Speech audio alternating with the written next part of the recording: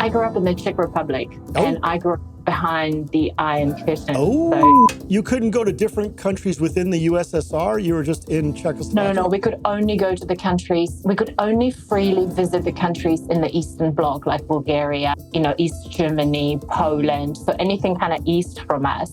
But you didn't have newspapers, magazines, films, movie, TV. None of that showed the world outside of the USSR? No, not really. Like literally doubled over in pain from nothing. Nothing happened. There was no trauma. I didn't get hit by a car. I was just walking. What I really love about Techfit, the massive focus on mobility, which is what a lot of people don't talk about. I have programs using unconventional tools like the steel mace, which is, ancient warrior weapon, really. So Right it's on. the club belt. Sounds very Czechoslovakian. Yeah, it does.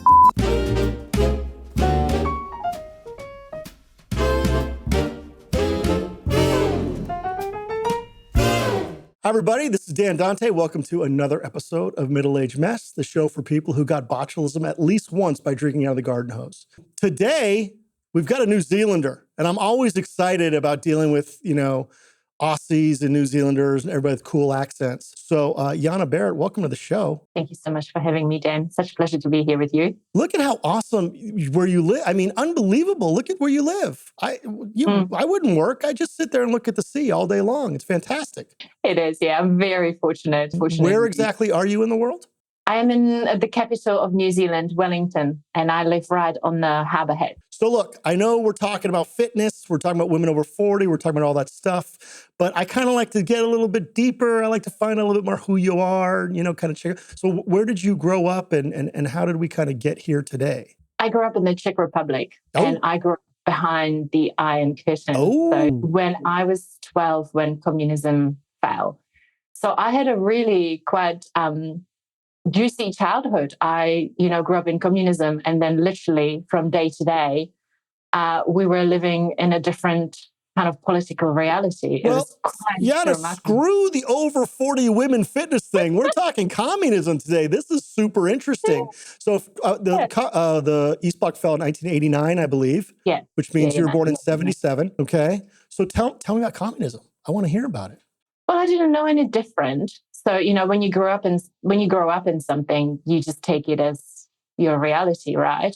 So we were learning Russian, and we were in a pre-political organizations where we went after school and we learned about politics. And so was it considered Russia? It was USSR, right? Yeah. At the time? Yeah. So it wasn't Russia, it was Czechoslovakia, but you were a state of the USSR. Yeah, well, we were under the influence, yeah. Okay. Yeah, so after the Second World War, we went not with the West, we went with the East. Well, I think in 1968, the tanks came rumbling through Czechoslovakia, right? Good on you. They sure did. Okay. Yeah, they sure did. So that was the first time when we tried to, get away from communism, and that didn't quite work out. It didn't work out so well for you guys, huh? No. You still had Prague. They came in. Yeah. So, it was interesting. I mean, I had a really blissful childhood in the countryside where I was just roaming the forests, and we had a great time. It's just that it was not a very favorable political climate for individual thought and business and a lot of things. Being a child of communism, like your parents still worked. You lived in a house, you made money, you lived your life. It's just you didn't vote. Nobody was voting, or were they voting? No, I'm sure they were voting, but I think that the preferable vote would be for the Communist Party. Right. Well, preferable. Yeah. Yeah. I mean, you go and flip a coin. And so how were you? Did you understand that you didn't have freedoms at all? Did you have any access to the outside world and knew what everybody else was doing, or you didn't know anything? You thought, oh, this is how everybody lives. Yeah, I did. So my father was really big in the Communist Party, whereas my mother wasn't. So I had this kind of polar opposites within my nuclear family. And my mother worked for the army as a civilian, but I knew we couldn't go and visit our relatives in West Germany and Austria. So although I was living literally about 80 kilometers away from my auntie who was in Austria, we couldn't go and visit her. you couldn't go to different countries within the USSR? You were just in Czechoslovakia? No. We could only go to the countries. We could only freely visit the countries in the Eastern Bloc, like Bulgaria, East Germany, Poland. So anything kind of east from us, but we couldn't go to West Germany. And some people could, but because my mother was working for the army, we really couldn't. That was just off the table because although she was just an accountant, I guess she did have some security clearance, and so we couldn't travel. So with your father as a member of the Communist Party, you were probably, rah, rah, communism is awesome, yay. I mean, that was, I would imagine, you had to say that. I was a little bit in between because of my mother's influence, who was very well educated and she spoke lots of languages and she kind of understood what communism was, whereas my father was really pro-communism. But, there was things he told me, like, if you go into the Communist Party, you can go into any university you want. You can get lots of jobs, lots of doors will open for you. If you don't, then... You're digging ditches forever. Yeah, pretty much. So at what point, how old were you when you realized that maybe there were different ways to live life, when the entire world wasn't just the Communist Party? It was probably when it fell over, because I was really young. So when I was 12 years old, the revolution happened. So we literally went from 1 week learning Russian and learning about how the West was so evil to going to school literally the next week. And we started learning English and German. Whoa. And our teachers were telling us, no, the West is actually good. It's Russia that's evil. So it was literally from week to week. It was remarkable. That is unbelievable. Yeah. I mean, talk about whiplash, cultural whiplash. So that week it happened.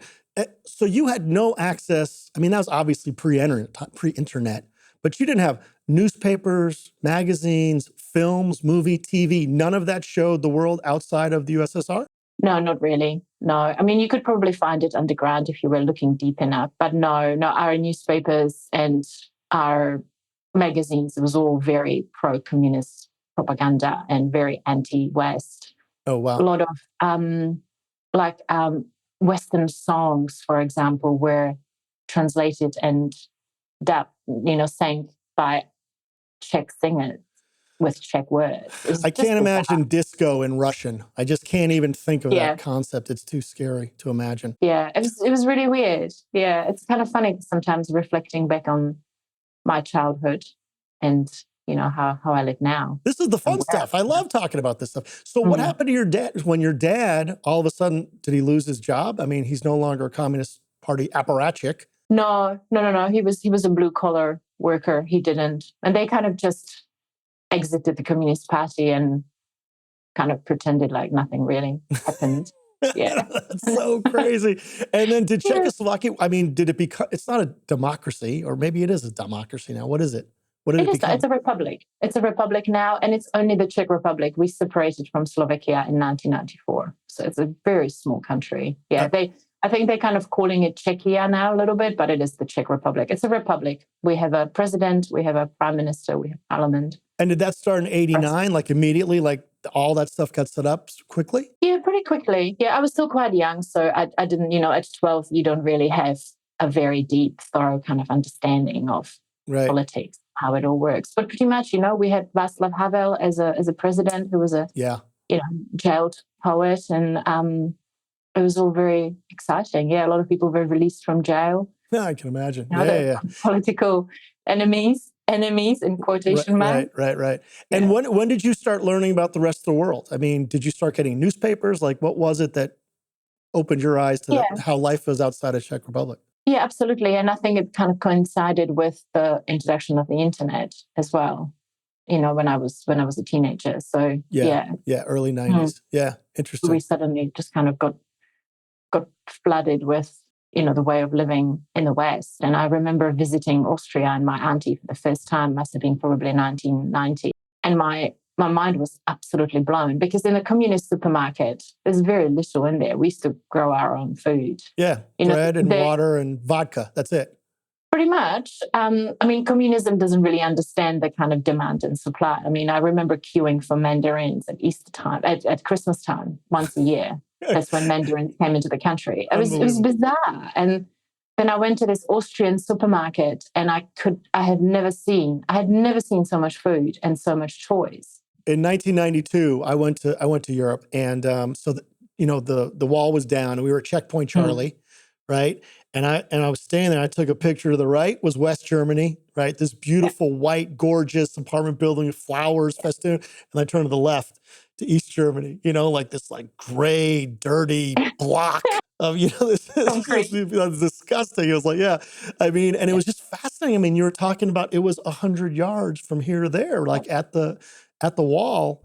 And you were in the disgusting, gray, terrible block until you were 12 years old. Well, until you left, I would imagine. Yeah, pretty much. I was, the Czech Republic is a very beautiful country. So even when communism kind of destroyed the castles and the beautiful thousands of years of, hundreds and hundreds of years of history, and wasn't really looking after the, castles and churches and everything else, they didn't quite ruin everything completely. So, and it's a beautiful countryside. I've been to Prague, and I think it's one of the few cities that wasn't destroyed during the war.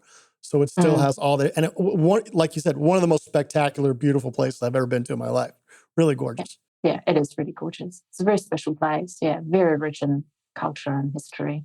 When did you get out? So I moved to Britain when I was 20. Yeah, my mother was really encouraging me to get out and experience life because she couldn't. She really wanted to, but she couldn't. So were your parents stayed there, still there today? Yeah. My parents are still in the Czech Republic now. Yeah. Oh, right on. Okay, so you go to Britain. What did you go for school? To go to university? Yeah, I learned English. No, just learned English and worked, nannied a bit and traveled around Europe, met lots of people, and just got my mind blown again by living in the West. There's food. You can actually buy food. It's crazy. Food, but also the diversity of people. I remember sitting on a tube out of Heathrow, and I was kind of like, oh my gosh, all the languages and people from all over the world in one place. And the Czech Republic is very white. I was definitely grew up in a very homogeneous society. So was it scary for you first? Were you scared of it? Was it? Because I would imagine it'd be a little bit intimidating. I was 20. I was young. I was quite awed by it. Right. I was kind of like, wow, this is incredible. There is this place. London is really the kind of blending pot of so much. Yeah. So it was great. I had a just fabulous 5 years. Fabulous. Just traveled, partied, went to lots of galleries, met lots of interesting people.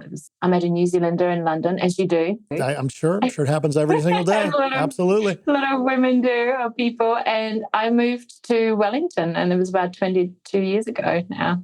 And did you move to this house that you're on, this beautiful, amazing on-the-water house, or was it somewhere else? Yeah, so we've been here just about 19 years. Yeah, when my son was 1, we moved in here. Yeah. That's fantastic.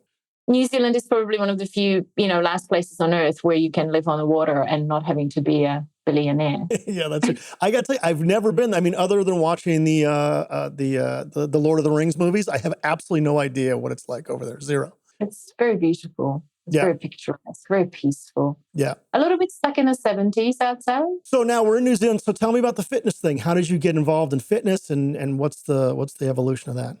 I had 3 children, and I was mum at home for almost 10 years. And, growing 3 humans, birthing them and looking after them is physically really hard work. And yes. One day I kind of realized I was just so achy and so broken, and I was always injured. I was always had a sore back. And I thought there must be something I can do. I was doing a little bit of yoga, a little bit of running, but it wasn't really doing much. That kind of describes my last week, Jana, I got to tell you. Pretty much, yeah. That's midlife summed up pretty much, isn't it? You middle-aged mess. You put your back out. Yeah, exactly. I got it. Yeah, and then I hired my first coach, and within 3 months, I just couldn't believe it. I couldn't believe how much stronger I became physically, but also mentally, how much it was doing for me in terms of stress reduction and mental resilience and grit, and the injuries went. Did the coach teach you how to do a lot of stuff you didn't know, or did the coach just give you the motivation to show up? No, I had the motivation. I'm a Taurus, so I'm very stubborn. Once I hook into something, I don't let go. We're fellow Tauruses. That's why we're not letting each other talk. That's what's going on here. I'm battling for the spotlight. Too, Dan? May 10th. When are you? I am 27th of April. Okay. Well, you're an April Taurus. You guys are much more mellow than us May Tauruses. We're assholes. Anyway, sorry, go ahead. Yeah, so she just taught me how to basically weightlift in the gym, how to do deadlifts and squats and overhead presses and stuff like that. But I enjoyed it and definitely had massive results. I was becoming stronger. It was great. But it was just a little bit boring, just lifting weights in the gym. And then coming from the Czech Republic, all you guys know how to do is weightlift, right? That's it. It's weightlifting and I don't know, drinking. Those are, I think, the two national pastimes. Yeah, drinking is definitely, drinking and mushroom picking is definitely our national sport. That's a party. It's a party. Yeah. And then I discovered Techfit, which is a fitness system from the US, with a different coach. And then that really is what made all the difference in my body. What's that? Developed by Scott Sonnen in the US. It's a fitness system that uses functional training and mobility to basically turn you into a superhuman. I mean, I'm feeling superhuman vibes coming after you. How long did you do that for? So I started with a coach, and then I traveled to Bellingham in the US to certify in 2017 in Techfit. Bellingham, Washington? You went from Wellington, New Zealand to Bellingham, Washington? Seriously? Yeah. That's got to be, I think they're literally at opposite ends of the globe. Like, I don't think you could go any further, possibly. Right? Yeah. No, I was, but that's how much it meant to me to go and certify in it, because I was the first woman in New Zealand to certify in Techfit, and I just really wanted to teach it to the masses and ordinary people. So in those days, Techfit was still very much focused on the tactical community. So firemen, policemen, soldiers, special forces, these kind of really hardcore dudes, super fit. But I really saw the potential for someone like me, just an everyday, I don't want to say ordinary, I want to say extraordinary, because we're all extraordinary in our own ways. Just normal people. Because, there is the mum and dads who want to be strong and fit so they can take their kids for a bike ride, or, I surf with my kids, so I want to be able to do that. So I saw the potential. So that's why I just committed a lot of training time and a lot of financial resources to go and get the certification so I can. So why is Techfit so much better than CrossFit or 45 or Orange Fitness or all the million different fitness regimens that exist in the world? Yeah, that's an awesome question that I get asked all the time. So CrossFit and all these high intensity classes are basically one speed all the time. It's always hardcore, full on. Yeah. Their injury rate is phenomenal. People usually, I get a lot of people from these classes. They come to me to fix their injuries, and it doesn't really allow for differences in skill and ability and fitness. Like, you can literally be 50, maybe not so fit, and you go to these classes and you're going to be doing the same workout as someone who's been doing it for 10 years. And it's really fit. I did CrossFit for a couple of years, right? Mm-hmm. And it is absolutely brutal. I was in unbelievable shape. But I remember sitting there at the time, I was like in my early 40s. I could still kind of hang a little bit. And I would be in this class with like 15 or 20 people. And look, I was in my 40s. There was guys in their 20s. And there were like women in their late 40s, guys in their mid 50s. And we were all doing the same thing. And I always looked, I said, first of all, there's no fucking way that woman just did 10 pull-ups. Like, zero chance of that actually happening, right? And even if they could, there's no way that this is working for all of us. Like, they're pounding our square bodies into their round peg holes. And it just never really made a lot of sense. I mean, it was great for me because I could kind of keep up, but I looked around the room and said, no, there's no way this is happening.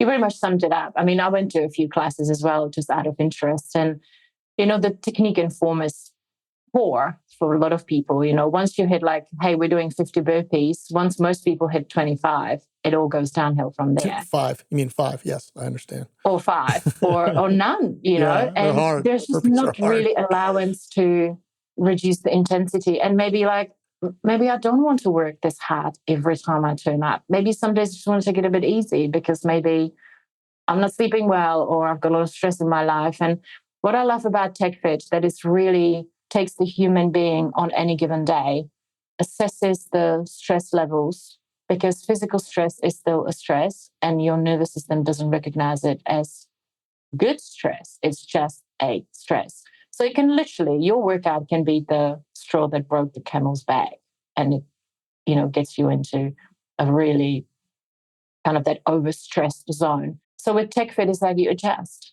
You get presented with lots of different forms of the same movement. You can reduce speed, you can reduce load, you can reduce the intensity. And what I really love about Techfit, the massive focus on mobility, which is what a lot of people don't talk about. It's not sexy training, right? Mobility. It doesn't really have the, hey, I'm doing mobility every day. But that is the most crucial component of fitness training for anyone after 40. If you're not looking after your joints and your range of motion and your flexibility by doing systematic mobility training, then you're going to become, a lot of tension, a lot of stiffness, aches, pains. Well, look, I talk about it on this show all the time about when you get to this age, God forbid I'm this age. I hate saying it, but, the act of living, you get hurt. Just by walking. Yesterday I was just walking around. I was walking around my block, and there's something called the psoas muscle. I'm sure you know about it. It kind of wraps around your thigh into your back. I'm just walking, and all of a sudden I'm just like literally doubled over in pain from nothing. Nothing happened. There was no trauma. I didn't get hit by a fucking car. I was just walking like an old goddamn man, and it happened. And that's what we always talk about. How it's not about being big anymore. It's not about big muscles, although it's always nice. It's about having your body functional and able to just, handle and support your daily life, because that's what's important. And what you're saying, and I agree with you, mobility and joints and flexibility and those things, that's what's really important now, unfortunately. It is. It really is. If you're going to choose the one thing that you're going to do every day, it should be mobility. Right. How did you learn about Techfit? You were the first woman in New Zealand. How did that happen? How did you learn about it? So I was working out of a gym when I then qualified as a personal trainer. So once I hired my first coach, I fell in love with training so much that I qualified as a personal trainer. And I was working out of a gym. And while I was, lifting weights and teaching my clients how to lift weights, I saw this guy in the gym, and he was swinging steel mace and club bells. And he was doing mobility and these gorgeous mobility flows. And I was just absolutely mesmerized. And I was thinking, that looks way more fun than what I'm doing. Yeah. So I said, hey, can I book a session with you? And then after that one session, I just never looked back. And that's 6 months later, I traveled to the US to qualify. How long did it take you to certify in Bellingham? So it was a 3-day cert. It's pretty brutal. Yeah. It's a good 5 months physical prep. They kind of toned it down a little bit. They're trying to attract a little bit more everyday people into Techfit and make it a little bit less kind of special forces. What kind of stuff did you have to do, Jana? What kind of cool, interesting, brutal things? So Techfit is 26 workouts at 4 different levels. And we had to do a physical test, which was one of these workouts. And we had to collect certain amount of points that were calculated by amount of repetitions you did of these 6 exercises. But we had to keep our heart rate under 80% of our maximum heart rate. So, that's a real competition. You were, wow. Yeah. I was 40 by then too. I imagine a lot of people don't pass, like they can't do it.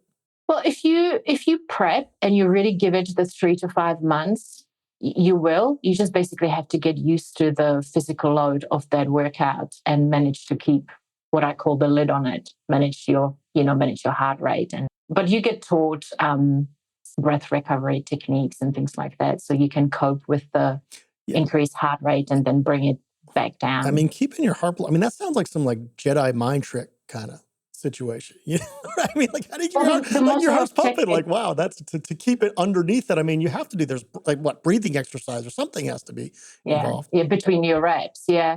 So one of the kind of mottos of Techfit is that it's not the fittest person that wins, it's the one who recovers the fastest. Right. Because when you are presented with a really challenging situation, and that doesn't necessarily have to be just physical, maybe running from a murderer or, in the olden days, saber-toothed tiger. Your heart rate might go above 80 in that situation, just slightly. Okay, so let's fast forward now. Okay, so now you've started this consultancy, this life coaching thing. How'd you get involved in that? So I have fitness coaching. So I have face-to-face business here in Wellington where I coach people that live here. And then I have an online business with online programs. So I basically have programs using unconventional tools like the steel mace, which is, ancient warrior weapon, really. So it's the club belt. Sounds very Czechoslovakian. Yeah, it does. And then I teach people how to use this to just be fit either for their favorite sport or just, as you said, for everyday life, to be able to get in and out of a chair when we are 60, 70, or play with your grandkids, get on off the floor, or do the sport you love for as long as you possibly can without injuries or having to give up. So who's your clients? Who are the people who are coming to you normally? I would say 80% of people that come to me are women over the age of 50. Generally really active, very physically accomplished, ex-athletes, semi-professional athletes. That's probably the bulk of my clients. And why do they find you, and what specifically are they looking for when they come to you? So these are women that have been training really hard in their 20s and 30s, but now they are in their late 40s, early 50s, and they are realizing that their body is just literally falling apart. Yes. What you did, and you know that, Dan, and even me, what I did in my 20s and 30s, there is no way I can get away with it now. No. I just can't. You just can't. And it's just a reality. And look, getting out of bed isn't so easy these days. Let's be honest. Yeah, totally. So these are women that are usually chronic injuries, chronic burnout, and they are kind of grappling with the emotional and mental impact of not being able to train at the level they used to. I'm so glad you said that, Jana. Honestly, I talk to my friends about this all the time. And I say, my highest bench press ever was 275 pounds. Like, that's the best I ever got to. And I can't even come close to that right now. But I don't care. I don't care about the weight per se. It's like emotionally just knowing that I'm not at my best anymore. Not only am I not at my best, but I'll never get to my best again. So it's like part of what you do, I would imagine, is just reorienting people's priorities. Like, what is my new normal, right? I'm not the 25-year-old who could run a marathon in under 4 hours. I'm now a whole different person. And that's part of the middle-age mess, right? Is acknowledging like where we are in life and who we are and what we can accomplish, and being okay emotionally, psychologically, spiritually with what we've become, which is not necessarily horrible. I mean, I don't hate the fact that I'm 55, but I need to be okay with who I am now. And I'm sure that's a big part of your program. It is, yeah. And you hit it right on, on the head. It's absolutely that. And it's kind of refocusing your goals. Then maybe it is not the marathon under 4 hours anymore, but it is maybe being able to do what you love.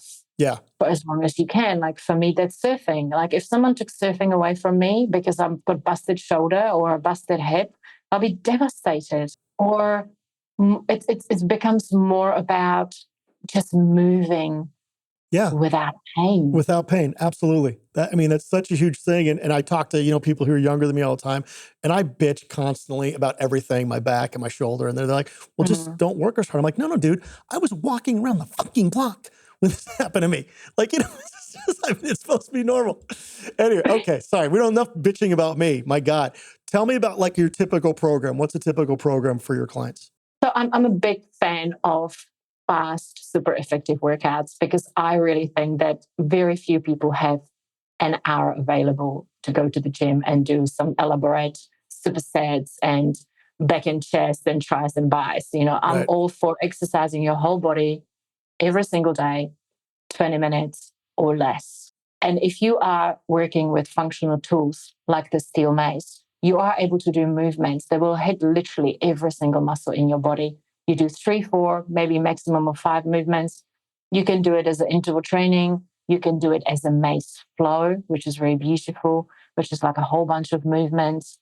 And you combine them together and basically flow from one into the other. So it's kind of like they call it HIIT, H-I-I-T, high intensity. Yeah, I'm a big fan of that. Yeah. But I always put the safely challenging interval training session, because my main goal is to teach people how to not destroy themselves in their workouts. Yeah. But how to really suss out where they're at and exercise so they are still getting better and fitter and stronger, but without the risk of injuries, exhaustion, burnout, hormonal mess, because for us women, we also get hit with perimenopause and menopause at this age too. So there's just another massive component of like, boom, now you are really somewhere else than you used to be in your 20s. Welcome to the jungle. Give me a good case study. Tell me about a client who came in as a disaster and you turned her into Superwoman. I had an amazing woman who is black belt in karate, brown belt in jiu-jitsu, competitive powerlifter, self-defense instructor. Oh, wow. Phenomenal woman. She's single? Never mind. She's very happily married. Okay. But yeah, she's badass. She's badass. Sounds like it. Had a traumatic surgery out of the blue and then was basically on the couch for a year. Oh, wow. And then found me. I used to do jiu-jitsu with her husband. So she found me through him.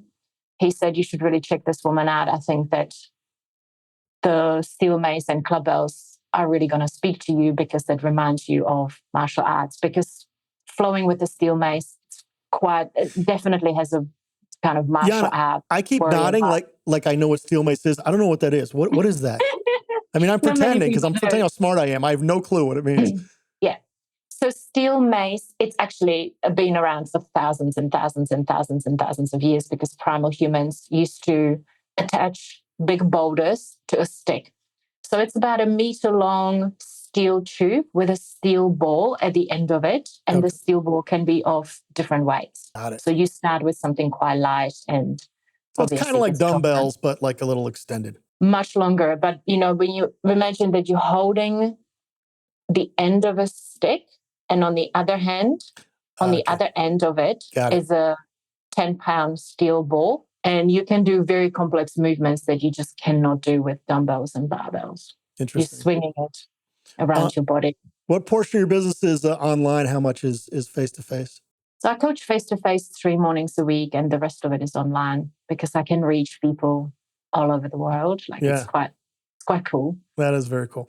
Where can people reach you? Where can they find you? What's your stuff out there in the world? So you can find me, I have a website, jana-barrett.com, and you can get tons of freebies there to start you off with, especially mobility. I have a YouTube channel where I've just started posting a lot of steel mace tutorials because I found that on the internet, you find a lot of very complex, advanced steel mace work, but no one's really doing much for the real beginners. Yeah. Started straight from the basics. And then I'm on Instagram and Facebook. I have a private Facebook community for women as well, where I do coaching, and that's where people can get access to me. And what's your handle on Instagram and Facebook? It's Jana Movement Coach. Okay, cool. Jana Barrett, my name, yeah. Well, look, I really appreciate what you're doing. Our age needs, I wish you'd hang out with men a little bit more often. Like, come on, Jana, the dudes need a little bit of help too. And do you know what? My kids say that all the time. They say, you've got nothing for men, Mom, and you should really put out a program called The Warrior Dad. Yeah. So and I love coaching men. I really do. I have a few dads that come to me and here in Wellington. Because we're old and we're fat and we're injured and we need help. We need a lot of help, Jana. Help you need a warrior kind of injection, don't you? I take it. If it comes in an injection, sign me up tomorrow. I'm ready. Anyway, no, look, I love what you do because here's what I love about Middle-Aged Mess is that I love people who take in others who have been performing all their life. They've been successful all their life, but they're just learning to do it in a new way. It's not like saying, okay, you're not good anymore. You're just going to be good in a different way. And that's what people like you really do. And I think it's important. I think it's important less for people. And I think it's important for people who are in the Middle Ages to understand that it's okay that you're not running the marathon. It's okay that you're not bench pressing 275. Like, just find out what's going to be successful for you moving on. And people like you are helping them on that journey, which I think is fantastic. Yeah. And just the notion that just because you're getting older means that you should be older, means that you should be in pain. And I think that's really the biggest myth and the biggest lie that we are being fed is that, and even people at 35 now say, oh, I feel old. But really, you're only as old. To be 35 again. To be 35 again. How wonderful. I can't even remember back then. All right. You're old because they are in pain, Yeah, no, it's true. Simple. It's true. Yeah. Jana, thanks for coming out. I appreciate it. Had a really good time talking to you today. Everybody should go out and find Jana Barrett at all her Instagram and websites and YouTube. And then please don't forget to like and subscribe on our channel. Like and subscribe to Jana Barrett stuff as well. And we'll see you next time on Middle-Aged Mess.